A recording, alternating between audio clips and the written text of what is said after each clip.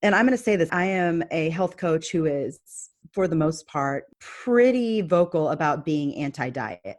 I Mhm. don't think that diets are a solution for much, including how you feel about yourself, Mm. because there's always a smaller size. And I have known women who will lose weight. And one of the things that they love about losing weight is how much better able they are to engage with their husbands in that way. And man, that makes me kind of sad, Yeah. that you're in this covenant relationship. That's not covenant, that's conditional. Mhm. That to me, that's a contract. Well, yeah, and it Like, and it is all I'm only mental. able to engage if I weigh Yeah. 30 pounds less. Wait, what? Like that's a hard one. That's where, again, the solution to improve body image, to better mental health is not going to be a diet. And I'm not going to go off on that today, but I don't think even the solution to a lot of health issues is a diet either. But Yeah. that's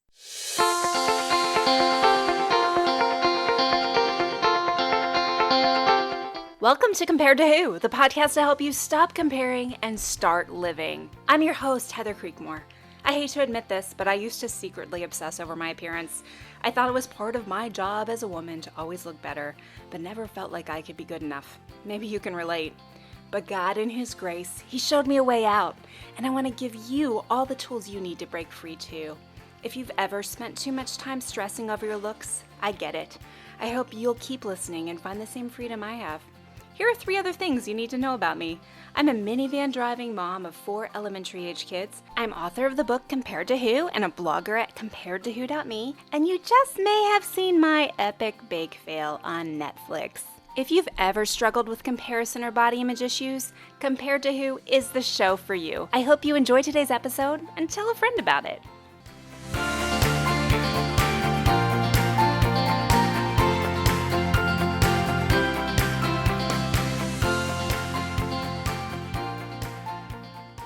Hey, welcome to the Compared to Who podcast. This is Heather Creekmore, and today we're going to have a super fun conversation with a good friend of mine. She's a preacher's kid. She's a preacher's wife. She's a former educator turned reluctant homeschool mom. She's wife to Richard and mom of 3, and she's a survivor of mental illness. Now she's a certified integrative nutrition health coach, and she's passionate about advocating for mental health through her website, sparkingwholeness.com, and her podcast. You guys, you're going to love our conversation today because my friend Erin Kerry is on the show. Hi, Erin. Yay. Hi. I'm super excited to be on. Yay. So full disclosure here, it's been hard for Erin and I to press record on this session because we True. just keep talking Mhm. because there's so much. So Erin, we've known each other for a number of years now.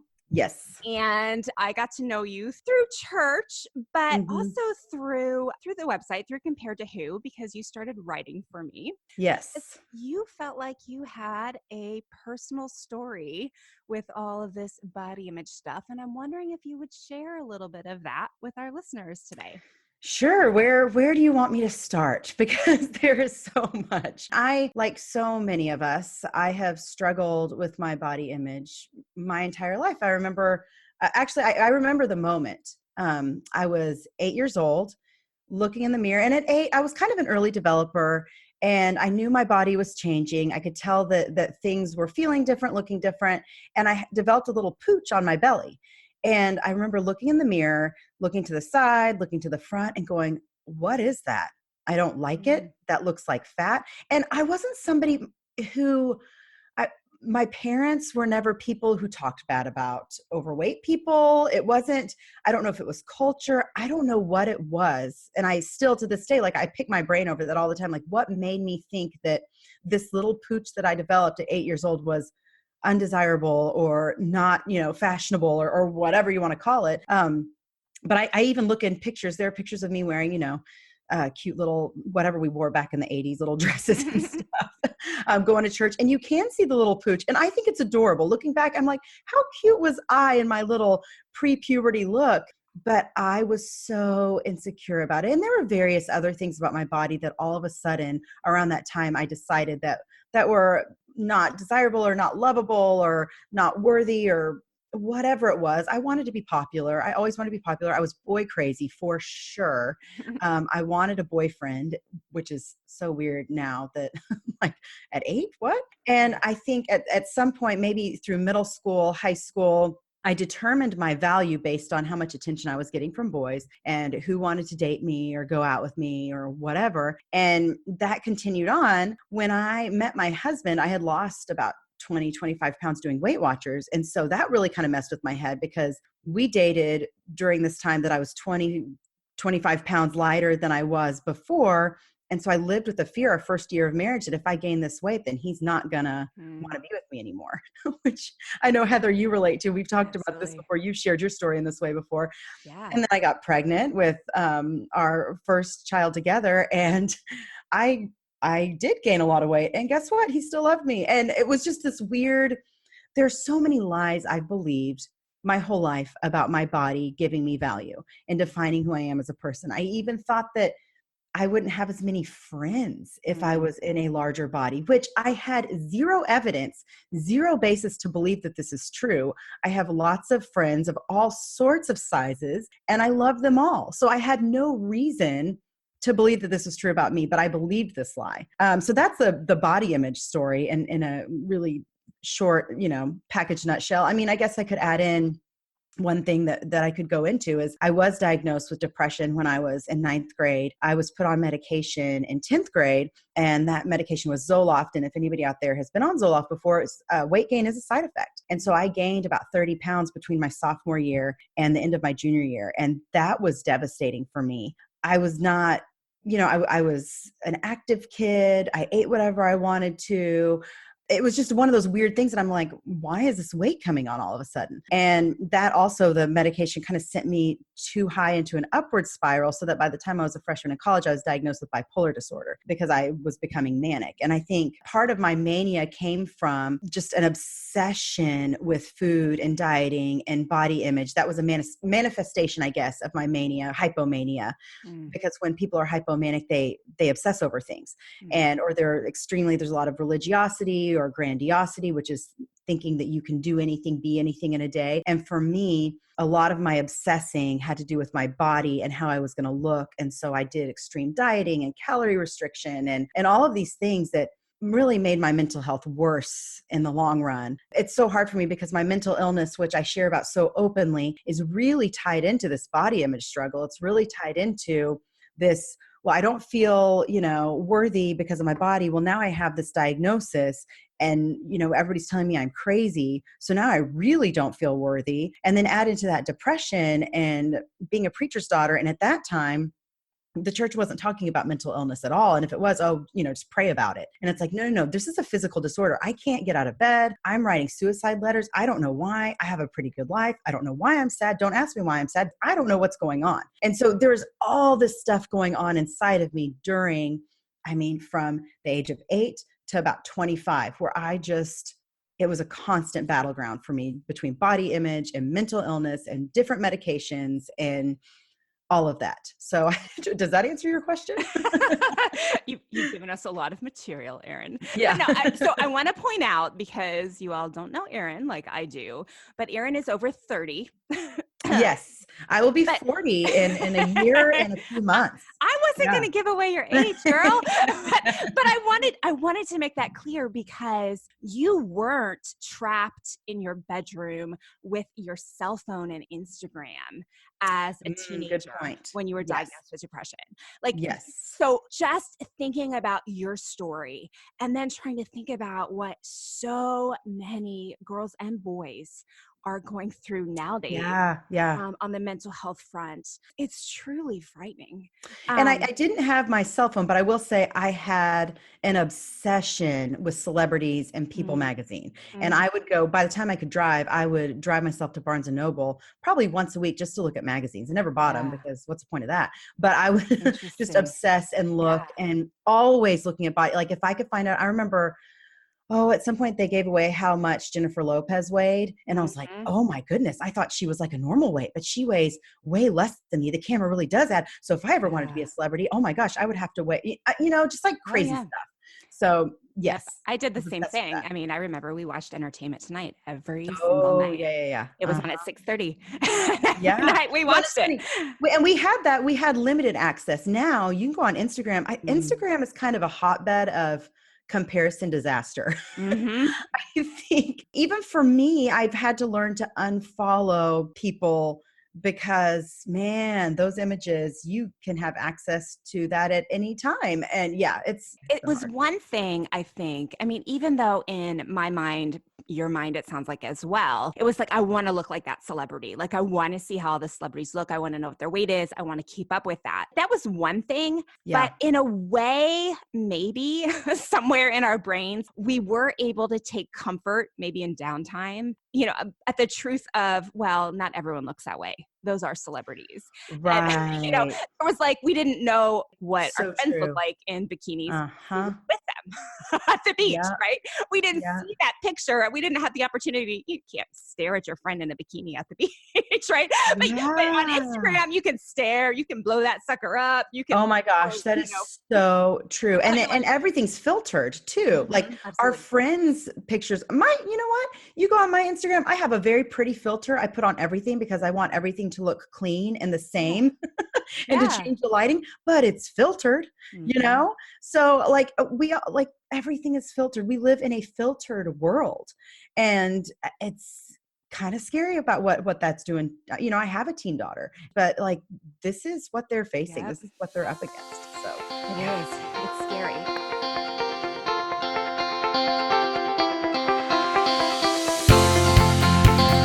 Has body image been bogging you down for too long? It's time to get free, my friend. Go to comparetowho.me, take your free body image awareness quiz. You will learn amazing things. You'll get your results right away. And I think you'll have fun too, because who doesn't love to take quizzes? Go to comparetowho.me. There's lots of great resources on that site. Articles about body image and comparison and how you can find freedom through the gospel of Jesus Christ. Check it out today, right after this episode, of course.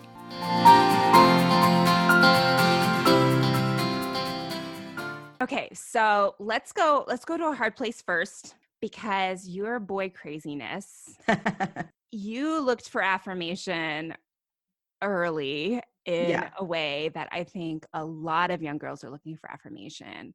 for Um, sure. can you just fill that out for our listeners a little Oh, bit? for sure. Yeah. And I think that this is really important to talk about. There are two parts to this, actually, that as I've been in lots of counseling, I've had to process. So, one, I had a lot of insecurity with my body. And so by getting attention from boys, be that flirting or a deeper physical attention, that would help make me feel more valuable. The other side of it that I think is important to touch on is that one of the symptoms of hypomania is increased fixation on sex Mhm. and wanting to engage in sexual activities. And that's something, gosh, it's really hard to talk about in the church world Yeah. because, and for me still, I struggle even talking about it now. I mean, I'm telling you, this is something that comes up in counseling regularly with me because there's a lot of shame with that. I don't know what is me needing validation and worthiness from men, or what is me and a physical disorder that I had, or it being a symptom of a physical disorder that I had. Because I think, my counselor, she's a specialist in bipolar disorder. She said, I think it's 60-70% of people with bipolar will have heightened sex drive as a side effect of mania, Mm. hypomania, Hmm. which is kind of crazy. We don't talk about that. Yeah. So you put those two things together, and then you add in what I discovered was a really, really awesome way to negate the negative side effects of my medication, and that was alcohol. You add that to the mix, and it's Mhm. a recipe for disaster for me. Because I was put on meds, some pretty heavy hitting medication that I felt just numbed me out. And the problem with bipolar that's different from depression, and I struggled mostly, I think it's called bipolar 1. I don't want to get that wrong because I don't even know my own illness. But yeah, bipolar 1 is where it's categorized with more lows and just hypomania, not like manic episodes that have psychosis where I'm running around naked, or whatever it is. Some of the Sure. people who we hear about on the news who are bipolar have a different kind of mania. And so like, it's just a stigmatizing disorder because nobody understands it and it Yeah. manifests so differently in everybody. But for me, it was very hard to be medicated because hypomania feels good. I get a lot of Mm. stuff done. It's Mm-hmm. goal directed activity. It's staying up all night long, working on projects and writing novels and Yeah. looking at the world and seeing everything in brighter colors and talk about filters. Like hypomania is a wonderful feeling. And so to medicate that made me feel like I was losing a big part of me. Yeah. So I turned to, I guess I was around 21. It was my 21st birthday.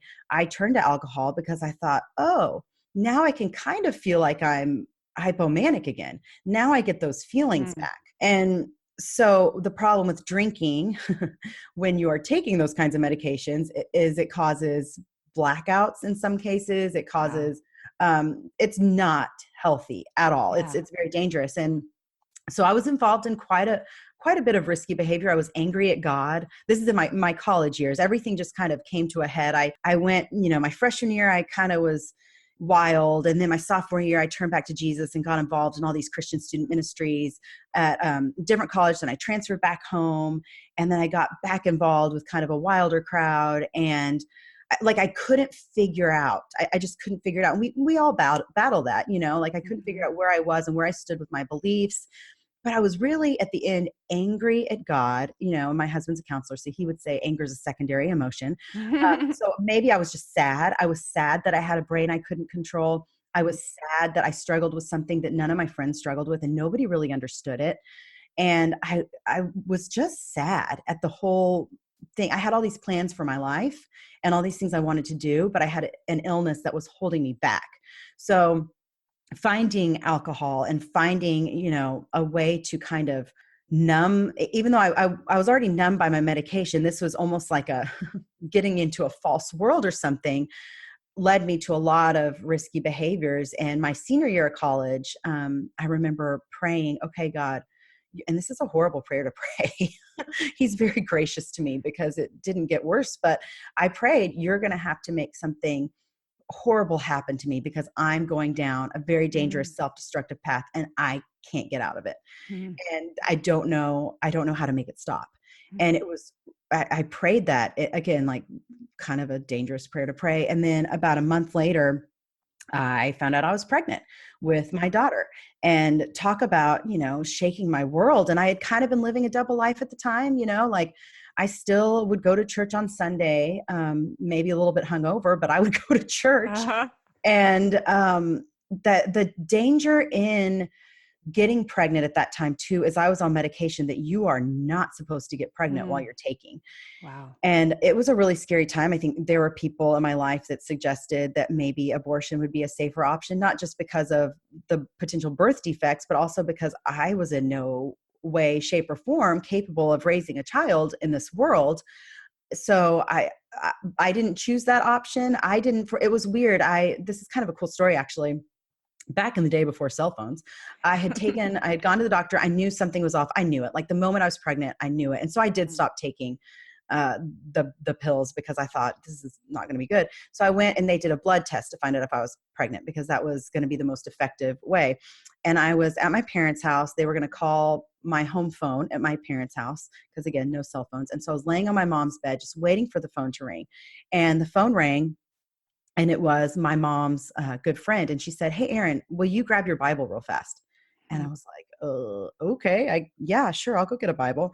And she said, look up, I think she was driving or I'm not quite sure why she wanted to, but she said, look up the verse Zephaniah 3:17 for me and read me what that says. And I was like, all right, I'll read it. Sure. And so I read it and I'm looking it up right now because even though I've said the verse 1,000 times, I'm always afraid I'm going to mess it up.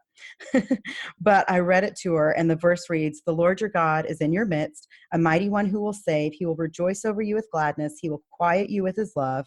He will exult over you with loud singing." And at that moment, it was kind of that game-changing, life-transforming, oh, he's got me in this. Whatever the outcome. And I knew the outcome. I already knew I was pregnant. I didn't need a blood Yeah. test to confirm that. I knew it. I knew that gosh, oh, it makes me emotional even now. And I've told the story 1,000 times, but I knew that he was going to be with me, and he had never left me. Not during my, my times when I hated myself and wanted to be somebody different, not during the times when I couldn't figure out my medication, not during the times when I was, running around, partying it up and getting drunk and, doing who knows what and waking up who knows where. He had always been there. He had never left, and he wanted to sing over me, and he wanted to love me and nurture me during this time. And that was so transformative. And that got me through my entire pregnancy. It was a really hard time. Again, am a pastor's daughter. And so living with the weight of, oh my gosh, and, I was 22 at the time. And so it's not like I was a teen mom. I think that makes things even trickier. I was 22. I was about to graduate from college. Thanks to hypomania, I always did very well in college. And so I was getting through college just fine. But just still, the fact that here I was working at a daycare at the church. I was working at the private Christian school that I had graduated from. And now I had to reveal that I was carrying the weight of sin, of something that I had participated in that was contrary to what I had grown up believing was the way that we should live our lives. And that was a big deal. But gosh, so many people talk negatively about church people and how they're judgy and da-da-da-da. I received more grace during that time from the body of Christ than I have since. And I love the church, and I never once felt that anybody was judging me. And you know what? If they were talking about me, maybe, I don't know. I don't care. But I had like 3 baby showers. I had more baby showers for my first child than I ever had for my other 2 combined. But like it was amazing. And I was in a Bible study with these older women. I think the youngest was probably like 50. Like they were all significantly older than me, and they just wrapped their arms around me. I was counseled by an amazing woman who runs a ministry called Living Alternatives in East Texas. And she met with me every week, and we grieved and we talked over what was going on. And it was just such a restorative time for me. And you know what? The other way that God's grace showed up for me is that even though I had to go off my medications, I was still able to be on antidepressants. But even though I had to go off my medications, I was more stable mentally than I had been in years. And my mom is funny. To this day, she's like, you should just be pregnant all the time because you're so stable when you're pregnant. And it's funny. I've read that about some people with even like autoimmune illnesses. They kind of go into remission when they're pregnant. Yeah. And I think that was the case for me. And I know that's not the case for everybody with mental illness, because I've heard many, many different stories that show that it's not just, the case for everybody. But for me, it was such a good time of stability, and I just felt mental clarity. And even afterwards, breastfeeding, that's another thing. It's like I had to stop breastfeeding my daughter early because of a milk allergy, but I was so stable then too. So there's something about the pregnancy and breastfeeding hormones that were great. Or it was just God's grace and going, hey man, you've been dealing with a really unquiet mind for years. Let me give you a little grace on the postpartum depression. I don't know. Yeah. I think it was kind of a cool thing that it worked out that way. So I don't remember what your original question was. No, I wanted to just share that because I think that a lot of listeners can relate, even if you haven't struggled with mental illness. I think that the course you took is one that a lot of women who struggle with body image have taken. And I know I did it. I mean, I was looking for affirmation from the next boyfriend. Yes. Now, God shielded me in that, like, I rarely dated for college. Like, I went to a Christian college where the guys thought that they would just be friends until they got married, I guess, or something. Right. If they were dating, it happened somewhere where I never saw it. But, then after that, I mean, once I got out into the real world, everything was very different. So I think that this is something, and women that I've counseled and worked with in personal training, it's something that they've struggled with. It's like, oh, I've got all this in my past. And then kind of reconciling, I think, the fact that in a way, when you feel bad about your body in some twisted way that the devil knows exactly what he's doing, like it does feel really good to get that physical affirmation from a man. For sure. Even as a married woman, I struggle with that. I'm like, oh, Oh, well, if he wants to, when we consummate the relationship, is that the nice Christian way of saying it? If he wants to engage in intimacy, then, like my body's still, no, it's not about my body. Like it's Yeah. not always about my body, but I still do that in my head to this day. And it's, I'm trying to rewrite through counseling. We talk about catching these thoughts, these old tapes that just go on, and Mm-hmm. replacing them with truth, and what are other things that we can say. But man, it is hard. And Yeah. during times of stress, they come back up with a vengeance, because there are times, and I don't know if you feel this way, I'll be skating along, feeling pretty good, not really thinking about my body, not really thinking about what, I mean, yeah, sure. Like I think about when I'm getting dressed, but other than that, I don't think about it. But then there are other times due to stress or due to whatever else that I am all day long thinking about my stomach roll, or Mm-hmm. thinking about, oh, and then pictures, don't put me on the end. Like that's another thing. There are times when I'm like, oh, I'll be on the end picture, it's fine. But just the other day, I was in a picture. Oh, I'm trying to remember when it was. Maybe it was with my family, because my sister and I have completely different body types, very, very different. And she's, has such a great relationship with food and has never dieted, never worried about it, and just has a good perspective. So she's always like, what are you worried about? You look great. And I'm like, you don't get it. You don't get the struggle. She's like one of very few women that truly doesn't struggle in that way. She struggles, with other things, but that's not her thing. So yeah. So anyway, we were in a picture, and I'm like, I don't want to be on the end, you guys. I'm gonna look at this big giant. Which, why am I worried about that now? Who cares? Nobody looks at my pictures and like, Yeah. wow, Erin is on the end, and so she looks ginormous. Nobody thinks that except for me. I don't think that about other people. So Yeah. yeah, I mean, it rears its ugly head in strange times. Yeah. Well, no, I think stress is a big one. And I want to talk about stress in just a second. But you know what? I want to go back to something you said, because when you were talking about what did we decide the Christian way to say it is, intimacy, Yeah. engaging in marital intimacy, keep Uh-huh. my G rating here. Mhm. Going back to that. So I found, and I want to know what you found on this front, but I found that the more I think about myself and my body, the less I Yeah. am able to enjoy that. And Yep. that the That is so trick there, true. because I mean, and you probably hear this too, like I work with women that are like, no, I just can't. I say no a lot because I don't like the way I look. Yep. And until I lose this weight or until I get Mhm. back in the gym or whatever, like we're just not going to. And I'm like, no, you're killing your marriage. Like, yeah. Yes. I mean, what have you found on that front? Yeah, no, because personally, what's funny is things were best when I was pregnant, Hmm. because I couldn't do anything. Like I had Yeah. this big, ginormous belly. And Yeah. that was a really eye-opening moment for me, because, it really, how I view myself during those times affects how engaged I can be. Hmm. As women, we struggle with, our minds are such an interesting place. My husband and I, we teach a pre-marriage class. So we talk about the differences in men and women in intimacy anyway.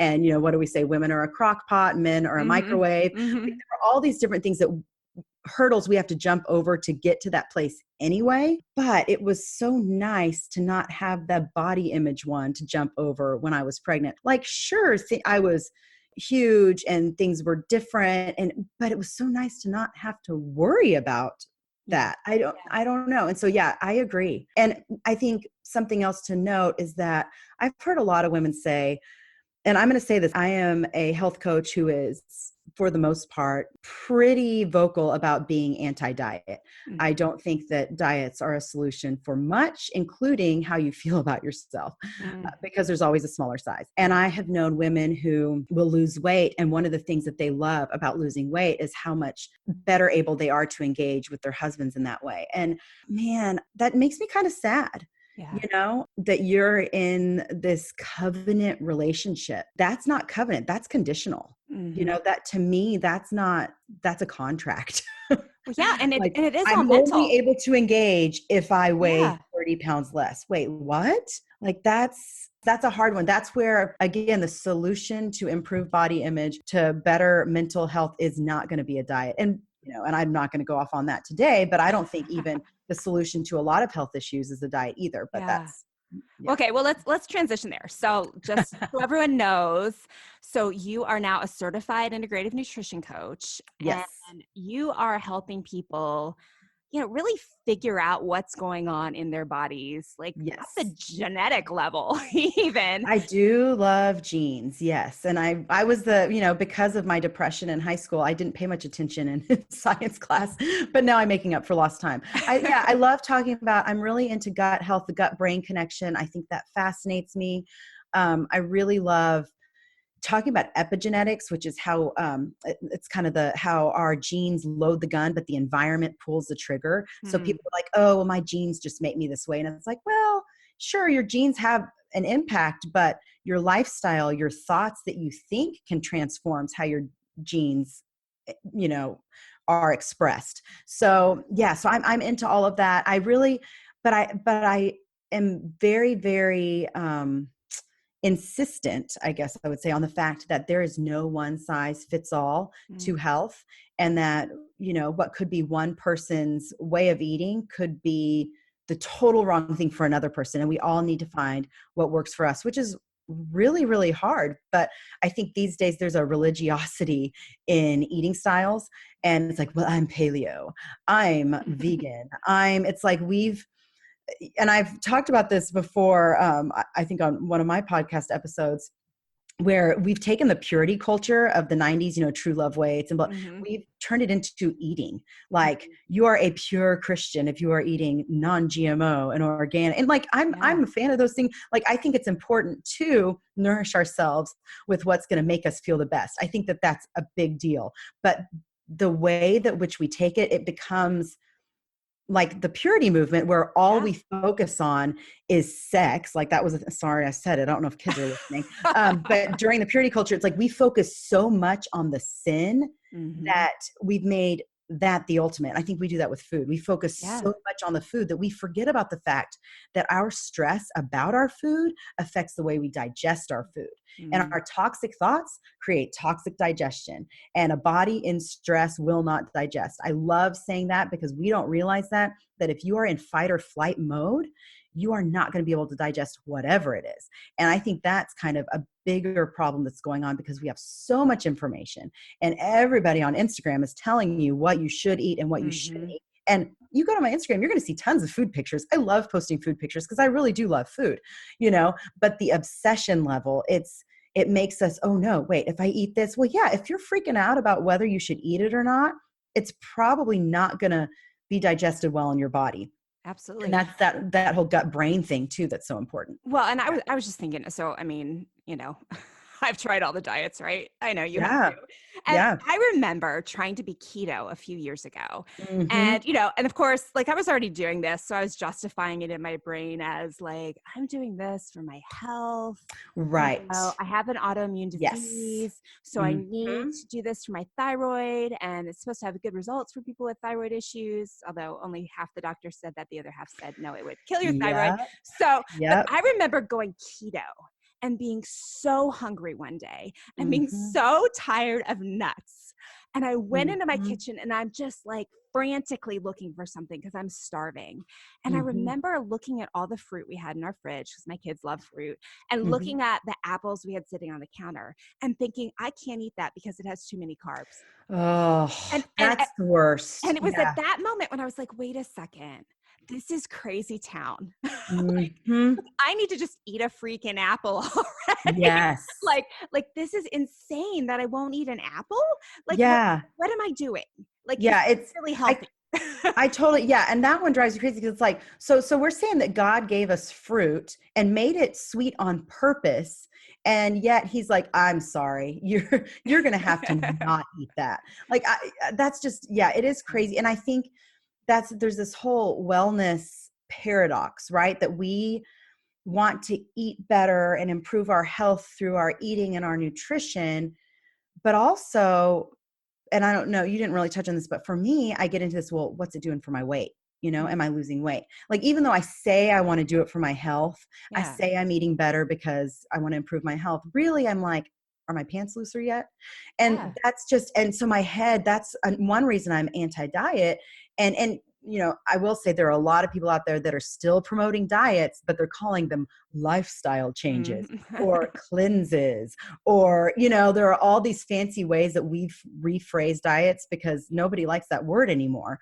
And it's still, if the end goal is you want to lose weight above all else, and you are not engaging in authentic community, like you're avoiding going out to dinner with friends because you know there's nothing on the menu that you can eat, or if you can, and I'm not talking about there are people like celiac Mhm. is an example of somebody that you have to be careful with gluten and all those. I'm talking about just, we get so strict on things that are actually just fine for us, but it's now it's taking us out of relationship. Now it's taking us out of, or we're over exercising to compensate for what we're eating. Mm. Now we're really stressing our body out, and we're affecting our reproductive hormones.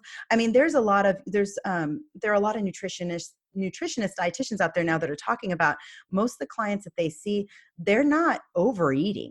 Mm. They're under eating. And Mhm. what's happening is our bodies are in a constant state of famine, and your body doesn't know the difference between a diet or a famine. So if you're in famine mode and you're constantly restricting, the moment that you go over whatever your limited calorie is for the day, your limited calorie count, your body's going to go, oh my gosh, I got to store this. I need to Yeah. store this because I don't know when she's going to put me through famine again.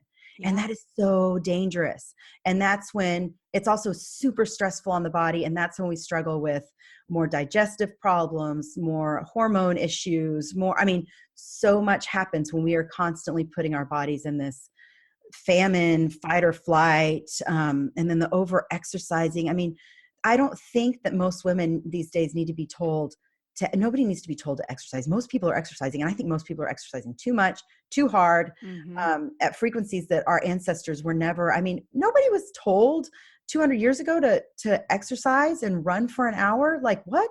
No, they were Yeah. just doing their daily hard work. No, you ran for an hour if you were running from some Right. animal that Yeah, was yeah, going to yeah. eat you, Yeah. Or right?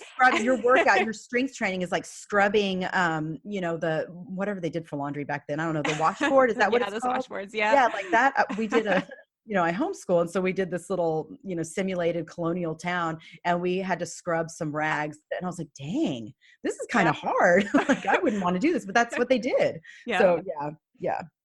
Yeah, well, and you and I were talking before I pressed record about that study that was done. I don't know, was it 50 years ago where they restricted calories for men? Mhm. And so when I read this study, I just saw it recently, but it made me laugh so hard because some of the outcomes of restricting calories, and what you said, it was 1,600 calorie diets that they put these men Yeah. on. So basically Yeah. they put these men on a diet, and what they observed about these men is they became increasingly obsessed with food. And one of the outcomes just made me laugh so Mhm. hard. It was that they started hoarding kitchen gadgets. They started Yes. like buying cookbooks and like Yes. over recipes. And I don't know, there was more to it, but I was like, Yeah. oh my word, that's the story of my life. No, totally. Actually, I have it pulled up here because I forgot I had saved some information I put on it. And let me see if I can go back. The study it was 100 men. They volunteered. And these are men that had to be the highest levels of physical and psychological health. And so here's what they did. They did 3 months of usual eating habits, then 6 months of restricting food intake by 50%. So they were eating an average of 1,570 calories a day. They lost weight, but what it caused was they went crazy. So here's some of their symptoms. What happened during the semi-starvation? And y'all, under 1,600 calories, most people who are promoting diets are promoting well 1,200. under that. Yeah. I mean, 1,200 is what 1,200 they're is saying, max. which is, Yeah. so look at the symptoms. So if you've ever experienced these symptoms, it might be that you're in starvation mode: gastrointestinal pain, dizziness and headaches, hypersensitivity to noise and light, swelling, decreased tolerance for cold temperatures, decreased heart rate, respiration, tingling, prickling sensations, visual, auditory disturbances, impaired concentration, decreased alertness, decreased comprehension, poor judgment. There's tons more Yeah. depression, more mood swings, anger, anxiety. But let's see, reduced social interest, withdrawn, isolated. Okay, but what you were saying, the increased focus on concentration, on obsession with food. They were hoarding coffee pots, hot plates, other kitchen utensils. Then they were binge eating, had loss of control after they were able to go back to their normal way of eating. So a lot of times I think oh my gosh, I'm an emotional eater. No, you're telling yourself that you can't have this. Yeah. And so of course you're responding to the fact that, yeah, so that's a whole other thing. One man chewed 40 packages of gum a day. Yeah. And And it really, but you can relate to it, right? Like, yes, I we've know been I there. chew We've all 40 been packs of there. gum a day, Yes. because you're trying not to eat and you do all these things that make you crazy. Yeah. Yeah. I mean, it's the things that, and that's the other funny thing. It's like when you're, for example, keto, we'll take keto as an example. I tried that too for mental health reasons, because I Mhm. heard that it's, helpful for mania, which my mental health was fine. I really didn't need to do it, but it was an experiment. And so I tried it and I found myself making all these weird concoctions of sugary, but like with the fake erythritol or whatever you call it, Uh-huh. with peanut butter, and you mix it all together. And it's like, it would have Fat been a bombs. lot easier. Yes. And it would have been a lot easier to just eat a cookie, Yeah. and move on with my day. Yeah, And so, versus but eating 20 fat bombs. yes, totally. Like, how is that health promoting when I don't know. And I've done that with lots of things. Like I choose these, but that's nothing new. Like remember Snackwells in the 90s? Mhm. Oh, Like yeah. everybody's doing the low fat thing. Well, I Yes. can have 20 of these cookies because they're low fat, or this whole bag of popcorn because it's Yeah. low fat. Yeah. I Oh, mean, it's like so we what always do that. one time at my office, this was back in my 20s when I was working, I had these Slim Fast bars that I bought, Oh like yeah. the Slim Fast Uh-huh. candy bars. And I had to go to the drugstore for something. And so I picked up another Slim Fast bar, and it was the one that's supposed to taste like a Butterfinger. And so I picked up a regular Butterfinger and I brought it back to the office and I analyzed like the ingredients from the Slim Fast bar and the ingredients from the Butterfinger, and they were identical. Oh my And the gosh. That is calories so were interesting. almost identical too. It's just the Yep. Slim Fast bar was smaller than the Yeah. Butterfinger bar. So the calories per serving were less. And then I did a blind taste test with some of my coworkers because I am that crazy. And I made them taste both bars and they couldn't tell the difference. It was, again, one of those like Wow. aha moments for me where I was Yep. like, oh my word, I'm living on It's marketing. Butterfingers and chocolate Yeah. milkshakes. Thank Totally. you, But anxiety. and there have been studies on that too, where, oh gosh, I was just reading it the other day where a group of people, they were given the same milkshake. One group, they were told it's only 180 calories, you're going to lose weight. The other group was told it's, 500 calories, whatever. And you might gain weight eating this or whatever it was. Well, the group that was told that they were going to lose weight, even though they both had the same amount of calories in the milkshake, they actually did lose weight. Huh. Even though it Wow. was way over. So there's a lot of power to the placebo effect in dieting. Yeah. Mind over And matter. that's because Yeah. 95% of diets fail, but I think they say the placebo effect is like, what is it, like 50% effective? And for anything, I think they do that for pharmaceuticals, for diets, for anything that we test on, there is a placebo effect to that. And our minds really are pretty powerful. And I don't know, I still struggle with that, like in a Christian way, like, what does this mean? If I pray hard enough, am I going to lose weight? If I just tell God I'm thinking thin, you know what I mean? Like I Yeah. can go extreme with that, but I don't want to take it in that way. I want to just take it as you can control your thoughts about food. And if you're constantly afraid of food and Mm. afraid of an apple versus like a fat bomb or Yeah. whatever, like if you're afraid of something that is found in nature, like that's something to evaluate and go, okay, what's really going on here? And for so many of us, it's maybe a control thing. Maybe we like that feeling of control. Mm. We look down on people who are binge eating and who are not exercising because it's damaging to them. But then we promote these people who are losing weight, maybe in disordered eating ways, Mhm. and they're restricting. It's like, wow, they have so much self-control. And I'm like, is it self-control or is it fear? Yeah, Is that's it true. fear? Like people who are constantly counting, tracking, marking everything down, they're thinking about their body, going back to that all the time and weighing. Like I can't weigh myself every day. I used to weigh myself every day, but it's not, as women, we fluctuate like 5 to 10 pounds depending on Mhm. what part of our cycle we're in. Yeah. And I just think that there's so much fear behind our eating practices. And I think just relieving some of that fear and just kind of letting ourselves kind of learn to listen to our bodies and what is working for us. Like I know certain things that I eat, I'm not going to feel great eating them afterwards. Absolutely. Like Yeah. pizzas. I love pizza. I love pizza, but I don't always feel super awesome after eating pizza. Like I usually want a nap or I want to go to sleep, and then maybe there's some digestive stuff.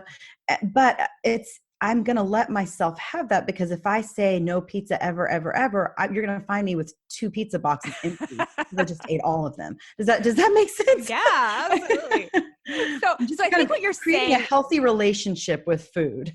yeah. So what you're saying is, when I eat Thin Mints, I need to think, these are making me thin.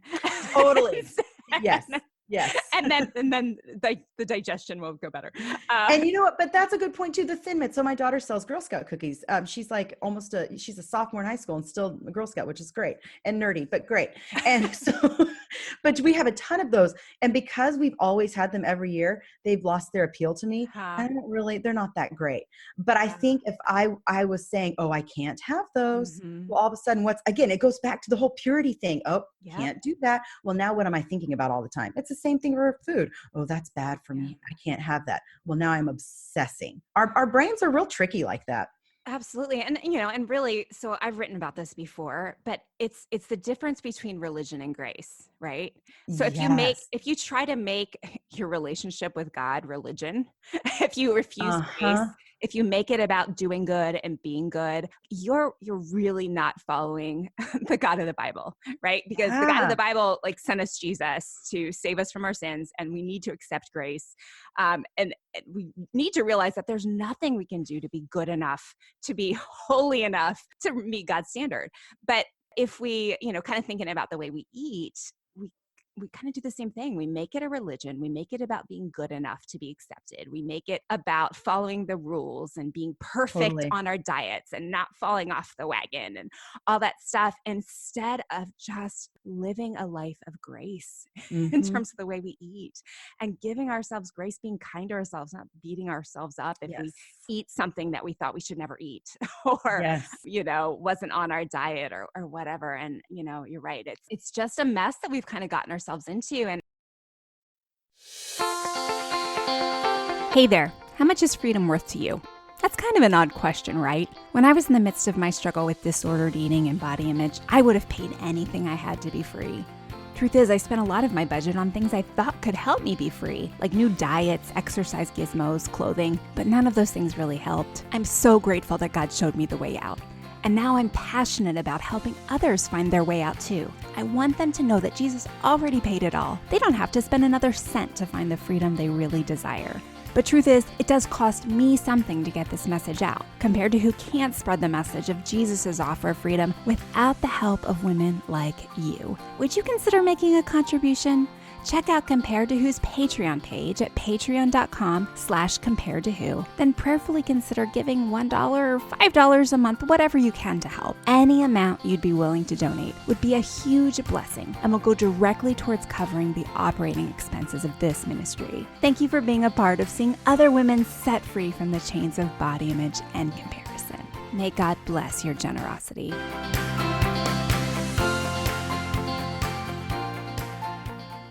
And really, we talked about this a little bit a couple of months ago just on Facebook, because you and I ran this group together that we're going to talk about in just a second. Yeah. But really, this whole diet culture thing is fairly new. It started when we were kids. But before that, people were trying to gain weight Totally. in the 1940s to be hot, right? Yeah. There were weight gaining things you could buy so you could look better. I mean, so this is kind of a new thing. And I don't believe that we've really seen all of its repercussions yet. I totally agree. There are so many women that are way too young to have thyroid issues, that have thyroid issues now, and adrenal problems, and all these things that used to be more rare and reserved for only people who were, over 50 or over 60 or, postmenopausal. And now women in their 20s and early 30s are having thyroid problems. I mean, I have thyroid issues. And I think from what I've read and what I've seen, anytime you restrict food, you're hurting your thyroid. Yeah. And so we've hurt our thyroids with crash diets for, decades. And now we're paying for that. And it's hard. Well, yeah, because I think a lot of autoimmune, they would say they're inflammatory illnesses. Well, what causes inflammation in our body? It's stress. And what stresses our body out? like nothing else. It's going back and forth with food and, Yeah. like, and then take on that, the emotional stress that comes along with that of thinking, oh, I've got to do this, I've got to do that. And it's so stressful, and it's going to cause inflammation in the body, and your body's going to start attacking itself. Yeah. Well, And and then yeah, to that's, hour spin class followed by an hour kickboxing class. oh my And your gosh. body thinks that it's in stress mode. Like Yeah. that's And you too can do much. that for a while. You can do that for a while, like in your 20s. Like you Yeah. could probably handle that too for but it is going to bite you in the butt for Yeah. sure. It's at some point your body is going to rebel against you and be like, "No, I don't like what you're doing to me." Yeah. We're going to, because our bodies are looking for homeostasis. God has designed us so amazingly that we can heal from viruses and like all these things that are floating around all the time. He's built our immune system so well. Like he's done all of this amazing stuff for us to keep living in this world and to keep procreating and to keep on.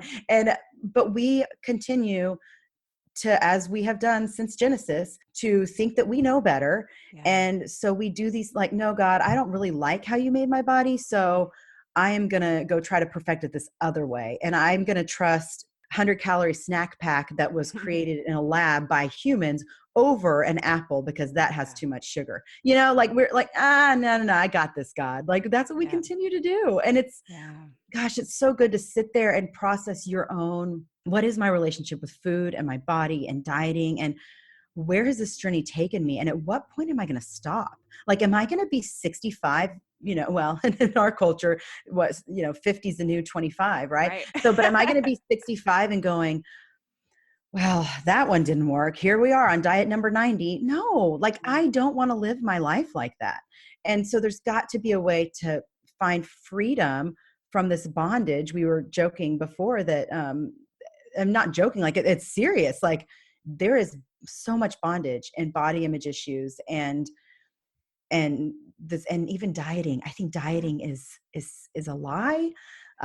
It's big because it just takes over us, and that's all we can think. And we put our trust in the plan, and we put our trust in the diet, and because we think we know better. Oh, it's so hard. And I'm saying all this because I have been there, and I'm still working through this. Like last night I was talking to my husband I was in counseling yesterday. And so last night I was processing with my husband everything I talked about in counseling and these lies that I've continued to believe. And it's crazy. We've got to take our thoughts captive when it comes to these things. And well, absolutely. And I believe that what I'm finding at least is we have increasingly a generation of women who spent 20, maybe even more, 30 years controlling tightly what they look like with, Yes. ultimate control of their body. Because in your 20s and, maybe to some extent in your 30s, through your 30s, you can control that better. Totally. Yeah. And then all of a sudden they hit 40, 45, 50, and their body's like, sorry, I'll take over from here and keep you alive. And you're totally not want to keep you alive. Mm-hmm. You're not going to diet anymore. You're not going to lose weight like that anymore. You're not going to exercise like that anymore. And I think it can create a crisis for women, right? Because if your identity was in your ability to be thin, if your identity was in being able to wear a size 4 or 6 or whatever your magic number was, if that was your identity and you hit 50 and you can't get there anymore, I mean, that's devastating unless you're able to kind of peel back the layers and see that God has made you for such a greater purpose than looking good in a bikini. Yeah. That Can you imagine at our funerals, like somebody standing up there and saying, she did such a good job perfecting her body? Yeah, exactly. It's silly. Like, he really, she was so hot. Gosh, no, that's not what anybody says at funerals. Yeah. That's not the most important thing. Yeah. Well, so as we wrap up today, so you and I did something super fun in January, and we're going to do it again. We did this group, we called it Refocus 2020. And we kind of took, I don't know, our best of, if you will.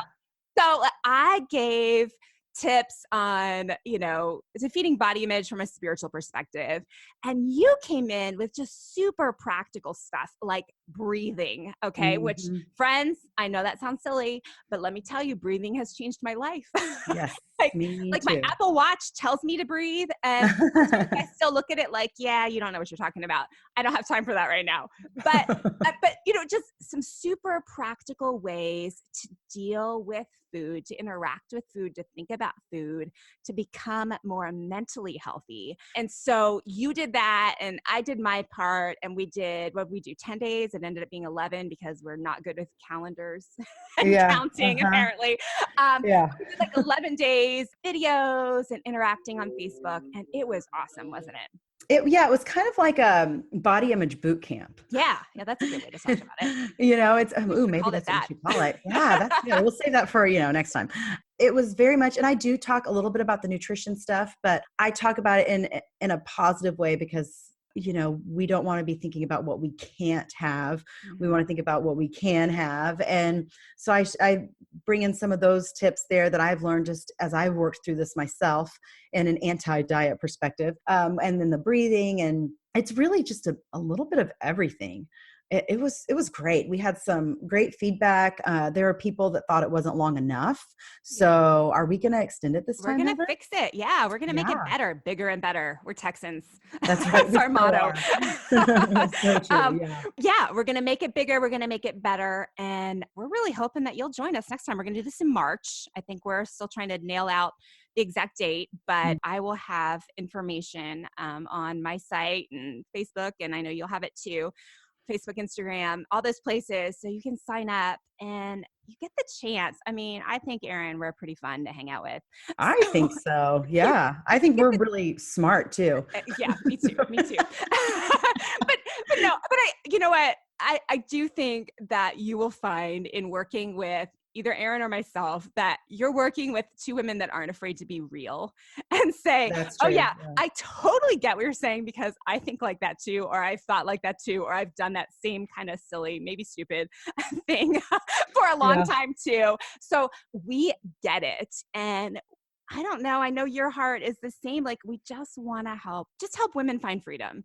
We want to, Yes, absolutely. so we were kind of wrestling with what to call our March group and whether or not it was like a march into, march out of bondage or whatever. But we really just want to help see women be free of all this. So Yes. I hope if you're listening today that you will consider signing up for a group. It's super easy. You can do it, on your own time. You don't have to keep pace with us. If you want to interact with us, keeping pace is a little easier, but you can watch the videos when it fits your schedule. And we're going to do like a live Q&A. So it'll just be a great time. So I hope you'll consider becoming a part of that and getting to know Erin even better. Yeah, I'm excited. It was such a good group for me to start the year off that way.